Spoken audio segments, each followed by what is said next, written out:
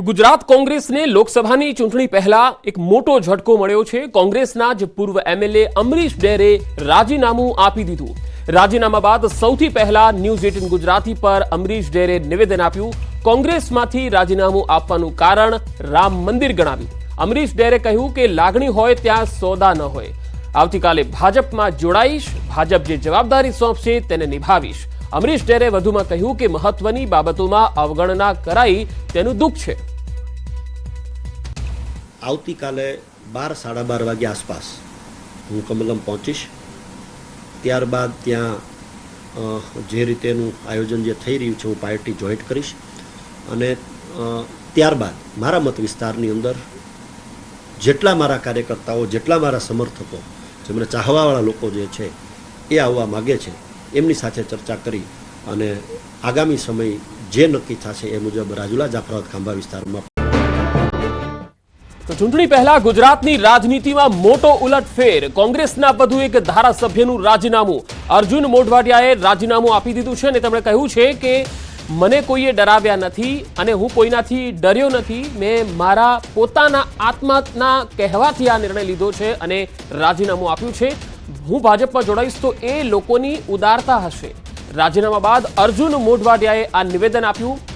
આજે તેઓ વિધાનસભાના અધ્યક્ષને પોતાનું રાજીનામું આપવા પહોંચ્યા હતા અને ત્યારબાદ તેમણે પત્રકારો સાથેની વાતચીતમાં કહ્યું છે કે રામ મંદિરને લઈને પણ જે કોંગ્રેસના મોવડી મંડળ તરફથી જે નિવેદનો આવતા હતા અને આમંત્રણનો અસ્વીકાર કરાયો હતો એ વખતે પણ તેમણે પોતાની નારાજગી વ્યક્ત કરી હતી।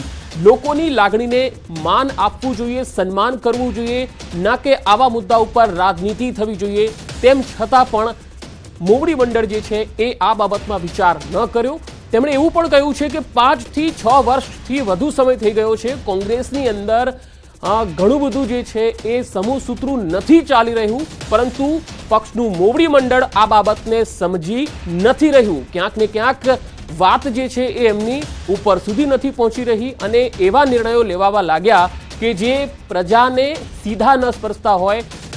પોરબંદરના ધારાસભ્ય પદેથી રાજીનામું આપ્યા બાદ મોઢવાડિયાએ આ નિવેદન આપ્યું। તો કોંગ્રેસના કદ્દાવર નેતાએ રાજીનામું આપ્યું છે। રામ માટે અર્જુનના કોંગ્રેસને રામ રામ, મોઢવાડિયાએ નિવેદન આપ્યું છે।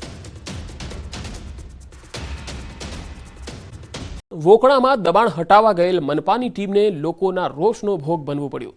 વહેલી સવારે મનપાની ટીમ લાવ લશ્કર સાથે દબાણની કામગીરી કરવા પહોંચી। દાણાપીઠ સોસાયટીમાં છેવાડે દબાણની કામગીરી કરવામાં આવી। જો કે કેટલાક લોકોએ સીએમના સંબંધી હોવાનો રોફ બતાવ્યો। બિલ્ડર ચેતન ફળદુએ મનપાની ટીમ સામે દાદાગીરી બતાવી।